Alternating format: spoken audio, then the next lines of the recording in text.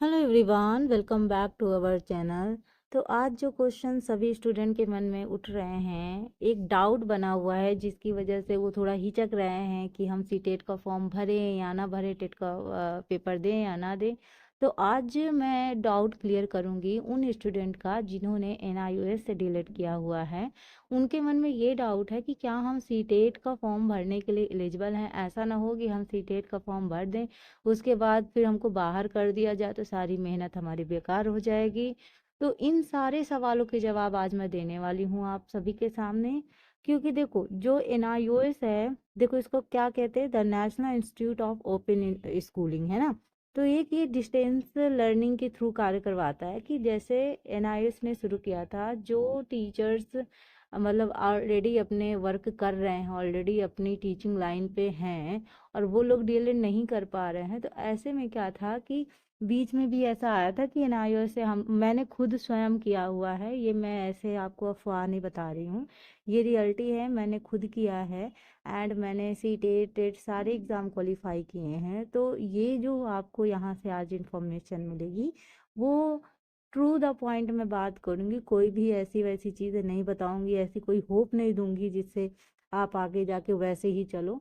ठीक है, ट्रुथ बताऊंगी जो सही है, जो ज़रूरी है और जो रियल है। ठीक है, तो बात करते हैं एनआईओएस के बारे में। क्या किसकी बात करते हैं? एनआईओएस।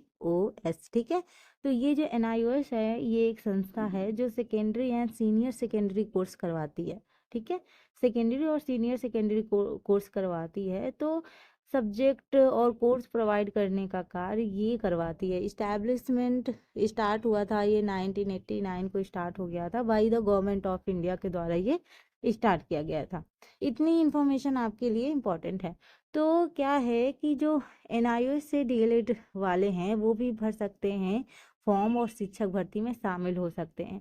तो हाई कोर्ट का ये फैसला था, लेकिन बाद में इस पे भी कई सारे डाउट्स थे लोगों के कि वाकई ये ऐसा होता है, क्योंकि यहाँ पे क्या होता है, डिस्टेंस लर्निंग के थ्रू कोर्स किया जाता है ना।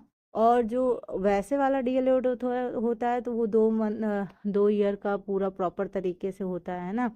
तो वहाँ पे क्या होता है कि अभी मेरा जो मैंने जो एनआईएस से डीएलएड किया हुआ है, मैं ऑलरेडी टीचिंग लाइन पे थी। एंड ये हुआ था कि टीचिंग लाइन पे होने के बाद हमने ये डीएलएड किया था। जो मेरा हुआ था वो लगभग 18 मंथ का डीएलएड हुआ था। ठीक है, 18 मंथ में फिर उन्होंने एग्ज़ाम लिया था, संडे संडे क्लास होती थी। एंड उसके बाद हमने एग्ज़ाम दिया एंड डिग्री भी मिली, जैसे आपको मिलती है डीएलएड की डिग्री, वैसे हमें भी डीएलएड की डिग्री मिली।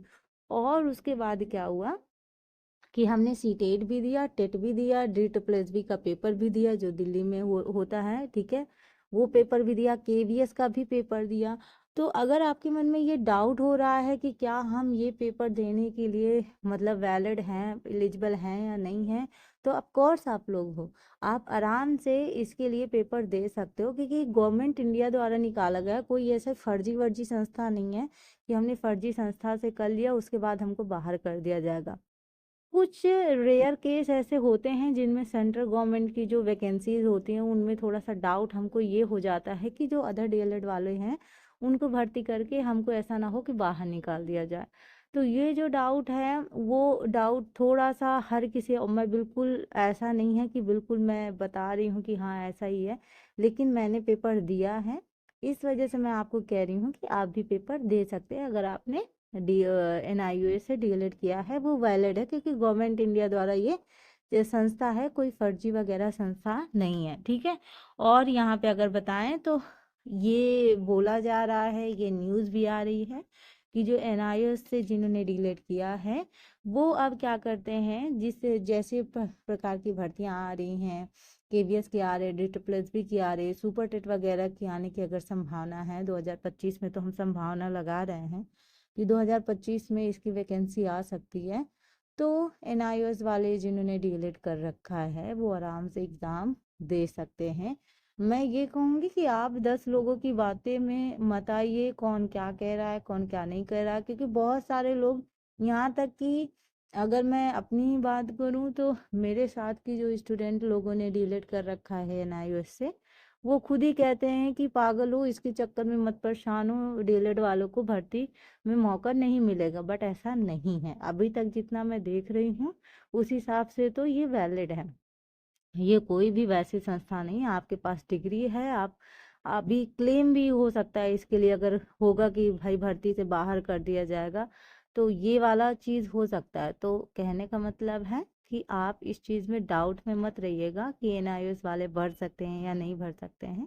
तो आप आराम से जुलाई अटेम्प्ट के लिए तैयारी कीजिए, अपना सी टेट और टेट दीजिए, क्योंकि आप जानते हैं सी टेट 7 ईयर के लिए पहले था, अब लाइफ टाइम के लिए हो गया है।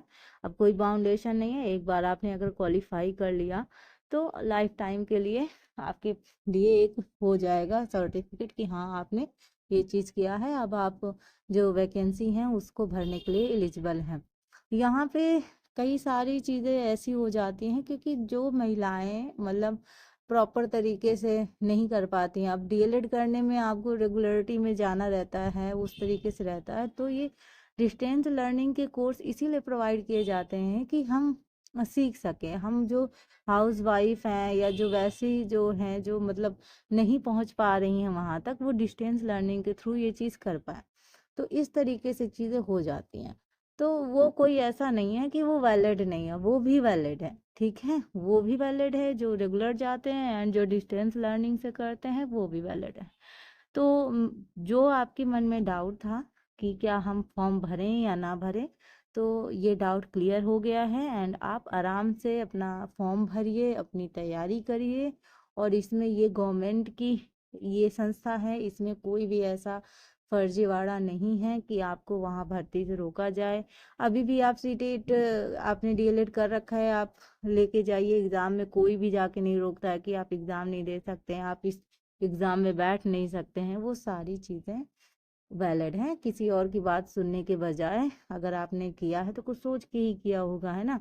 तो ये चीज़ें भूल जाइए, ठीक है। तो आराम से तैयारी कीजिए जुलाई अटेम्प्ट के लिए एंड आई होप हो सकता है टेट का भी एग्ज़ाम इस ईयर करा ही दें। उम्मीद तो यही लग रही है, नहीं फॉर्म भरा भरा के छोड़ दे रहे हैं, पैसे कमाने का जरिया हो गया है अब केवल, है ना। बच्चे भरते जा रहे हैं, फॉर्म भरते जा रहे हैं और यही क्रम चलता जा रहा है। तो चलिए, आई होप आपका ये डाउट क्लियर हो गया है। अगर और कोई भी डाउट हो तो कमेंट्स में आप पूछ सकते हैं। Thank you for watching.